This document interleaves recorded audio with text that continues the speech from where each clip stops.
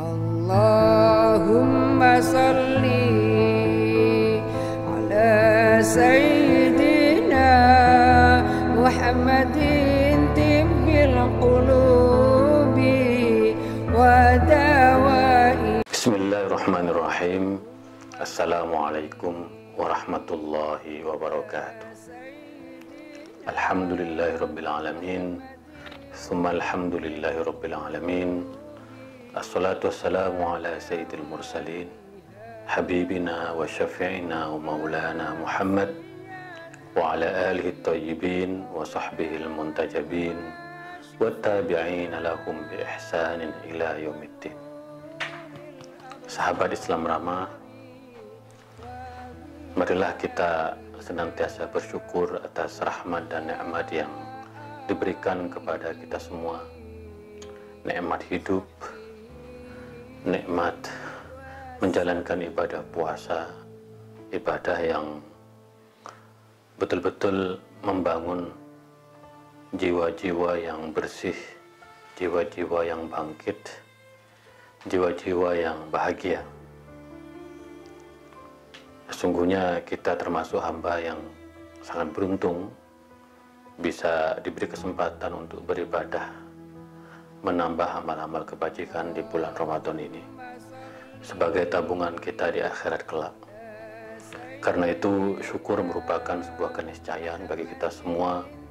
Mudah-mudahan Allah senantiasa melindungi kita, memberikan rahmatnya kepada kita, terutama rahmat kesehatan di tengah pandemi COVID-19 ini.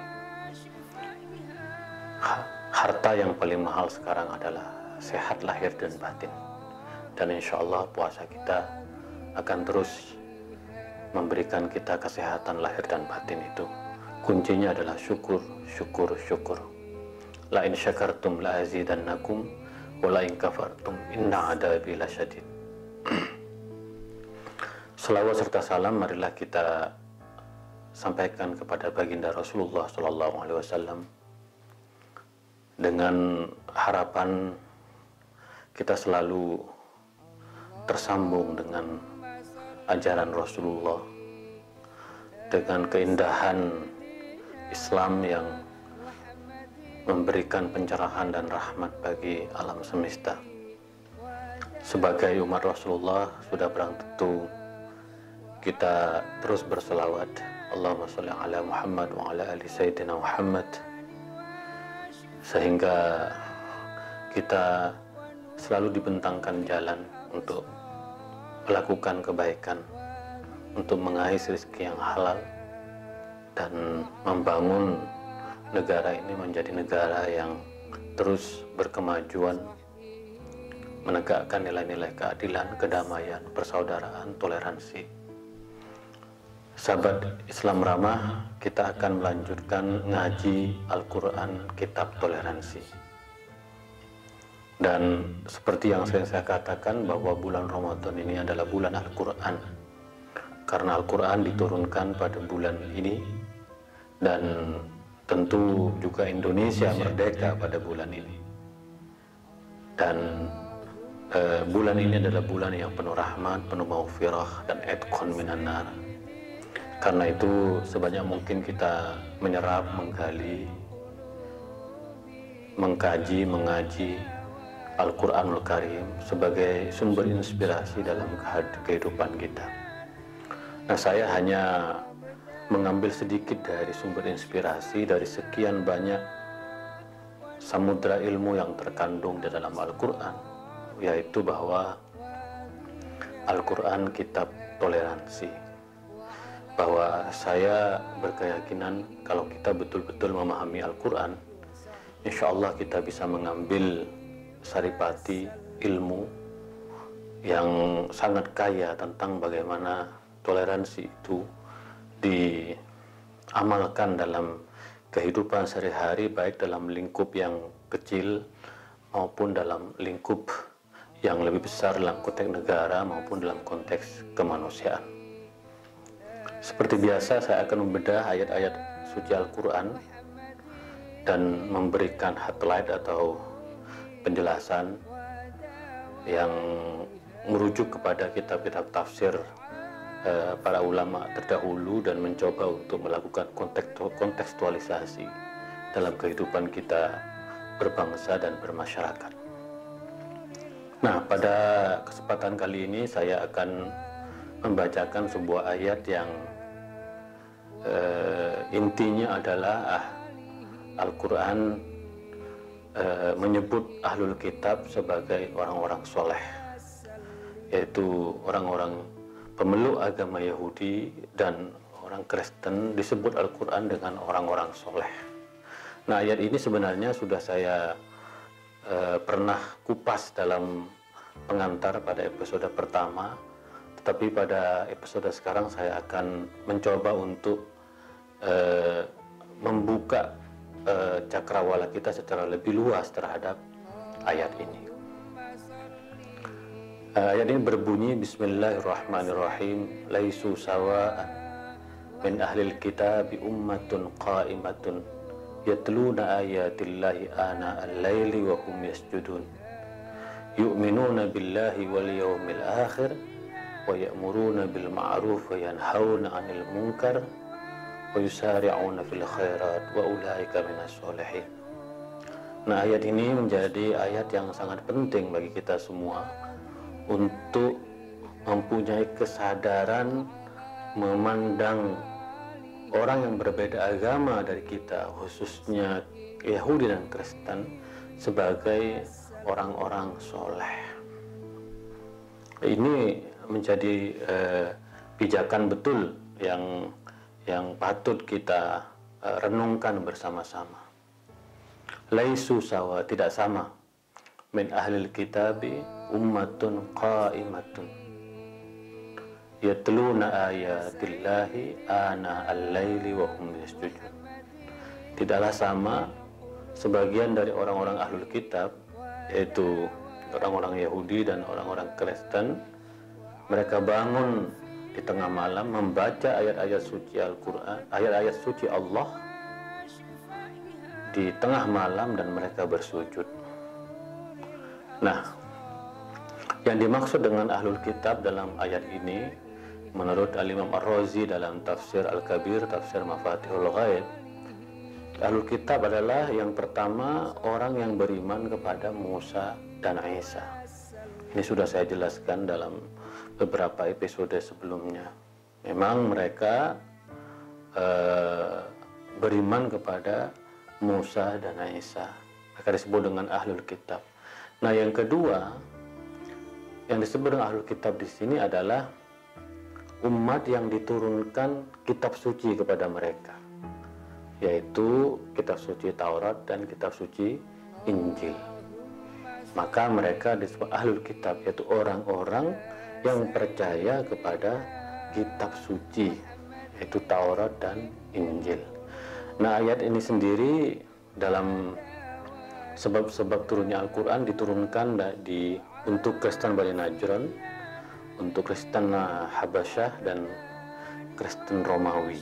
Itulah kira-kira konteks sosiohistoris. Nah, memang ayat ini menggunakan min ahlul kitab, sebagian dari ahlul kitab. Nah, pertanyaannya, apakah sebagian yang kecil ataukah sebagian yang besar? Nah, ini yang harus kita pahami secara holistik antara min ahlul kitab dengan di akhir ayat wa ulaika minas sholihin, bahwa bisa jadi sebagian besar, bisa jadi sebagian kecil.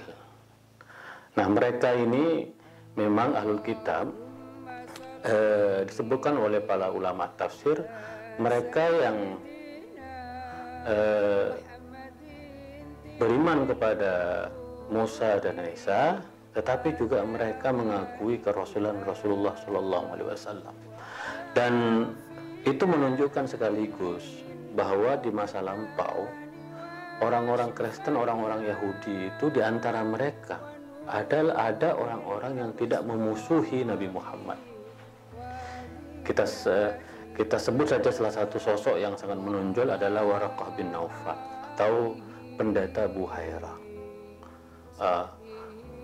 Dua sosok yang sangat terkenal ini adalah pendeta Buhaira dan Waraqah bin Naufal, adalah orang-orang yang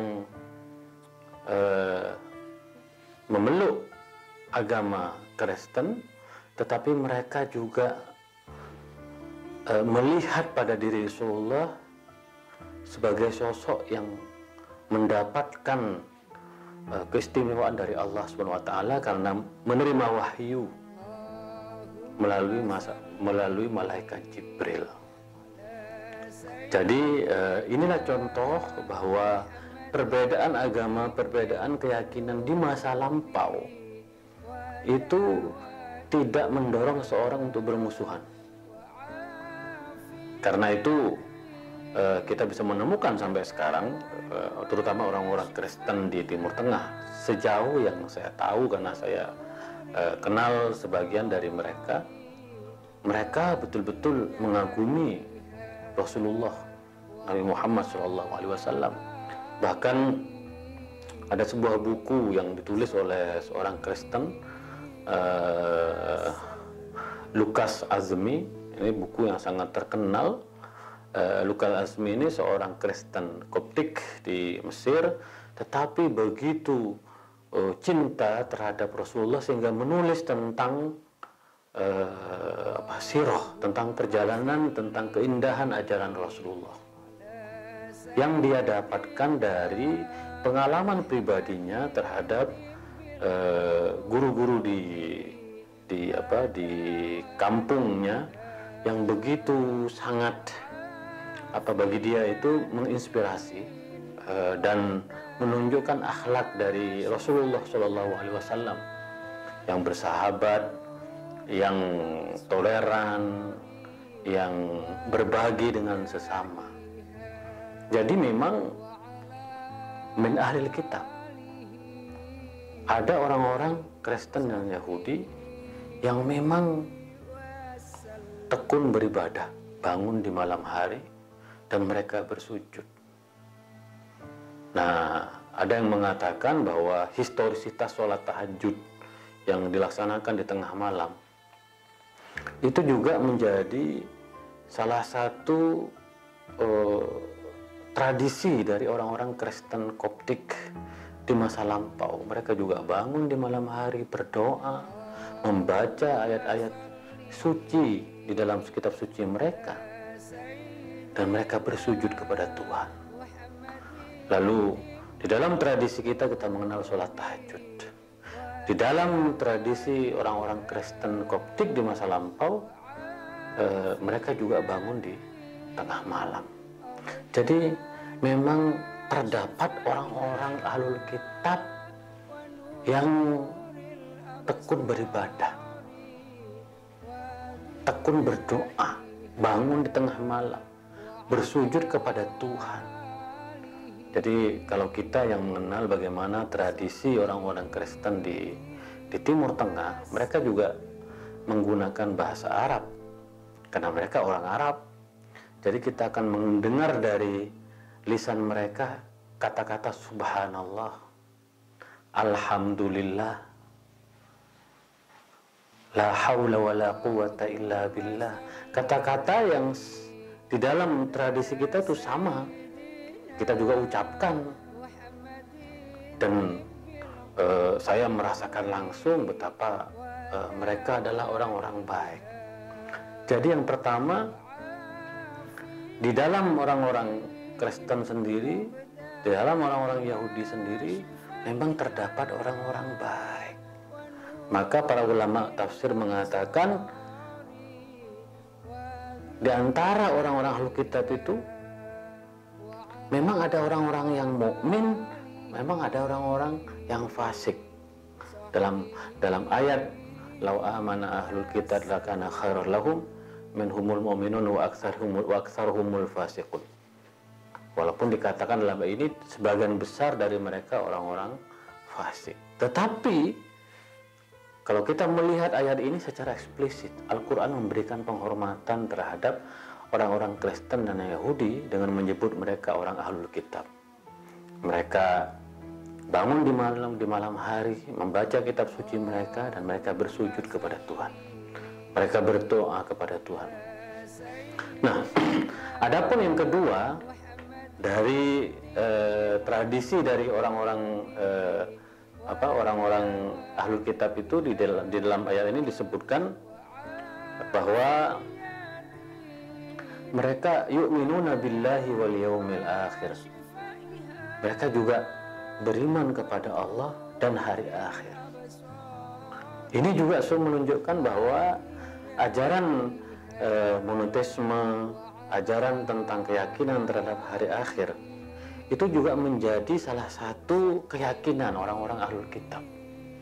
Ini Al-Quran yang menjelaskan, karena memang faktanya seperti itu, bahwa agama-agama yang terdahulu itu adalah agama-agama yang juga mempunyai keyakinan terhadap Tuhan dan hari akhir. Maka kita akan membedah juga ada ayat yang juga mengkonfirmasi bahwa orang-orang ahlul kitab, orang-orang Yahudi dan Kristen, mereka juga beriman kepada pada Tuhan yang Maha Kuasa dan hari akhir. Nah, yang ketiga merupakan ciri dari orang ahlul kitab, wa ya'muruna bil ma'ruf wa yanhauna 'anil munkar. Mereka mengajak kepada kebajikan dan mereka juga menjauhi kemungkaran. Jadi apa yang kita sebut dengan amar ma'ruf nahi mungkar itu juga dilakukan oleh orang-orang ahli kitab di masa lampau. Mereka mempunyai satu kebiasaan untuk menegakkan kebenaran, untuk menjauhi kebatilan dan kejahatan. Amar ma'ruf nahi mungkar ini juga menjadi salah satu identitas dari orang-orang ahlul kitab, bahwa mereka mempunyai kebiasaan untuk menebarkan kebajikan, untuk mengajak orang kepada keluhuran budi dan menjauhi hal-hal yang tidak sesuai dengan barometer kebajikan kita atau hal-hal yang masuk dalam kategori kemungkaran. Nah, pada ayat selanjutnya wa yusari'una fil khairat. Wa yusari'una fil khairat. Ini menggunakan fi'il mudhari'. Wa yusari'una, sara'a yusari'una fil khairat. Mereka selalu berlomba-lomba dalam kebajikan. Nah, ini merupakan salah satu watak, dan kita merasakan kalau kita bergaul dengan orang-orang Yahudi dan Kristen di Timur Tengah, di antara mereka masih terdapat orang-orang baik, orang-orang yang selalu berlomba-lomba untuk melakukan kebajikan. Ayat ini menggunakan istilah khairat, itu kebajikan yang banyak. Mereka menerima kita, mereka bersahabat dengan kita. Bahkan dicontohkan bagaimana hubungan Al-Azhar dengan komunitas Kristen Koptik di Mesir atau Kristen Katolik di Mesir, yang Al-Azhar sendiri mempunyai satu bagian hubungan antar agama antara Al-Azhar dan Vatikan, yang seperti yang saya ceritakan, bagaimana Al-Azhar mempunyai komunitas Baitul Ailah, adalah rumah keluarga yang di dalamnya terdapat komunitas agama-agama. Nah, wa yusari'una fil khairat ini, berlomba-lomba dalam kebajikan, merupakan salah satu karakter dari orang-orang ahlul kitab. Mereka orang-orang yang sangat baik. Maka misalnya kita mendengar namanya Bunda Teresa. Bunda Teresa ini kan luar biasa keberpihakannya terhadap orang-orang yang lemah, orang-orang yang menderita, orang-orang yang tidak mampu. Nah, orang pertanyaannya, apakah Bunda Teresa akan masuk surga? Orang bertanya-tanya. Murtado al-Mutahari menjawab dengan menggunakan ayat innallaha la yudhi'u ajral muhsinin. Allah tidak akan pernah melupakan Allah tidak akan pernah menghilangkan amal perbuatan orang-orang baik apapun agamanya. Maka dalam perspektif ayat ini, Bunda Teresa adalah termasuk orang-orang ahlul kitab yang mempunyai satu karakter mulia dalam dirinya, dan Allah tidak akan melupakan kebaikan orang-orang seperti Bunda Teresa ini. Nah, di akhir ayat disebutkan wa ulaika minas sholihin, dan mereka termasuk orang-orang soleh. Nah, para ulama tafsir mengatakan bahwa terma Al-Quran orang-orang soleh ini adalah penghargaan Al-Quran terhadap ahlul kitab, terhadap orang-orang Yahudi dan Kristen. Yang kalau kita lihat dalam Al-Quran itu, orang-orang soleh itu juga diberikan kepada nabi-nabi, diberikan kepada para wali, diberikan kepada orang-orang Islam yang betul-betul dalam kehidupannya beriman, beramal saleh. Jadi wa ulaika minas sholihin adalah penghargaan Al-Quran terhadap orang-orang ahlul kitab yang selalu bangun di tengah malam membaca ayat-ayat suci Tuhan. Mereka bersujud kepada Tuhan, beriman kepada Allah dan hari akhir, memerintahkan kepada kebajikan dan menjauh kepada kemungkaran, berlomba-lomba dalam kebajikan. Maka puncak penghargaan adalah wa ulaika minas sholihin. Nah, Imam Ar-Razi mengatakan apa kriteria orang-orang yang masuk dalam kategori soleh, yaitu orang-orang yang tidak menebarkan kekerasan. Maka belajar dari ayat ini, sungguhnya ketika orang-orang sudah tidak menebarkan kekerasan, maka sungguhnya dia orang-orang soleh. Sebaliknya, mereka yang masih menebarkan kekerasan, mereka belum masuk dalam kategori orang-orang soleh. Apalagi mereka yang selalu menggunakan slogan amar ma'ruf nahi munkar, tetapi dalam tindakan nyatanya selalu merusak, mengancam orang lain, bahkan membunuh orang lain. Sungguh jauh dari kategori orang-orang soleh ini. Jadi sahabat Islam Ramah, kalau kita melihat ayat ini, kita bisa memberikan satu pandangan betapa indahnya kehidupan orang-orang Muslim dan orang-orang non-Muslim di masa lampau.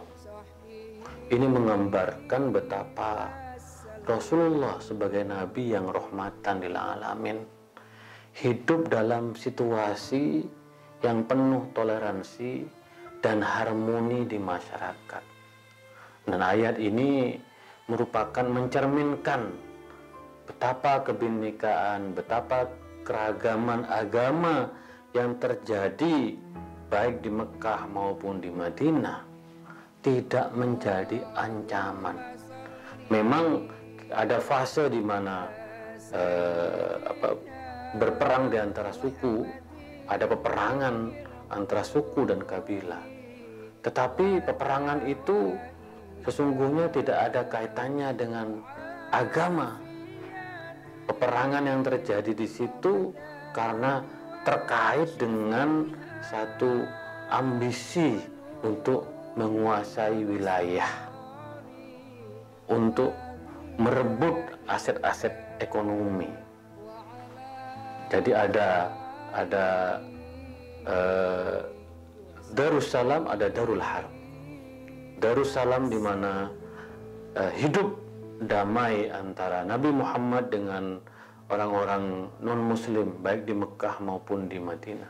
Tapi ada Darul Harb di mana Rasulullah diserang, diganggu, diancam oleh orang-orang non-Muslim. Dan ayat ini menjelaskan bahwa betapa fase sejarah pada zaman Nabi adalah fase toleransi, di mana orang-orang ahlul kitab, yaitu Kristen Bani Najran,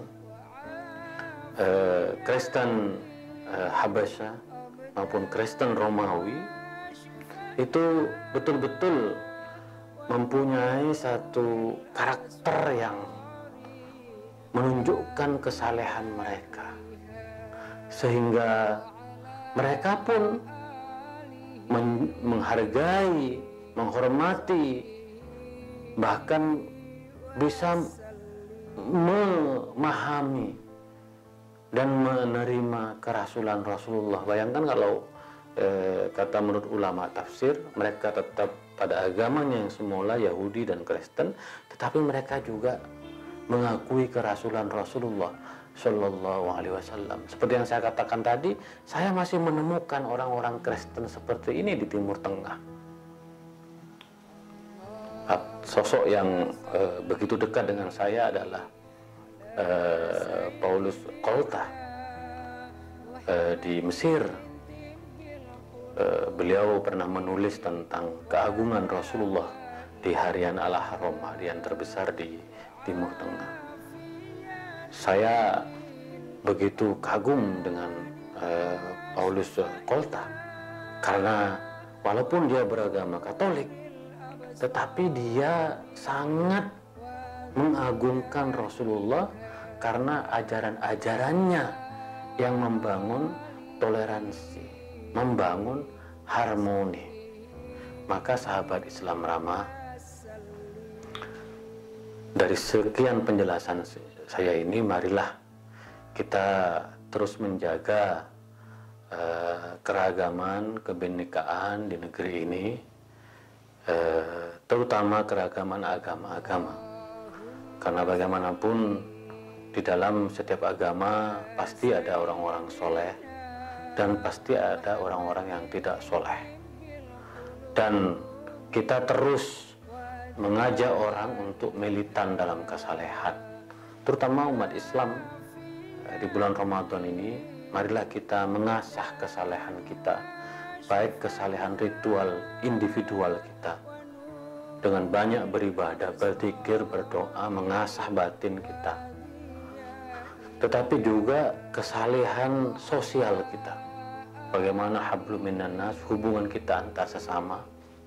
Kalau seandainya sesama muslim, apapun mazhab, keyakinan atau kelompoknya, betul-betul kita menunjukkan kesalehan, maka ini akan menjadi modal yang besar untuk membangun kesalehan yang lebih luas dalam konteks berbangsa dan bernegara. Kita akan sangat beruntung kalau semua umat beragama soleh. Kita akan merasa beruntung kalau kita soleh menjauhi kekerasan. Kita soleh dan berlomba-lomba dalam kebajikan. Kita soleh mengajak orang kepada ma'ruf, pada kebaikan, dan menjauhi kemungkaran. Marilah kita terus menjaga toleransi, menjaga harmoni, menjaga kerukunan dengan cara belajar dari Al-Quran, memahami ayat-ayat toleransi dalam Al-Quran, sehingga Al-Quran ini menjadi hidangan Tuhan yang hadir di tengah-tengah kita di negeri ini. Bahwa dengan Al-Quran insya Allah kita bisa membangun saling pengertian, membangun saling hormat menghormati di antara kita, tidak fanatis, tidak egois, tidak ekstremis. Sahabat Islam ramah, itulah kira-kira ngaji Al-Quran kitab toleransi pada malam hari ini. Kita akan lanjutkan pada esok hari. Kurang lebihnya mohon maaf. Wa ma taufiqi illa billah, alaihi tawakkaltu wa ilaihi unib. Wallahul muwaffiq ila aqwamit thoriq. Assalamualaikum warahmatullahi wabarakatuh.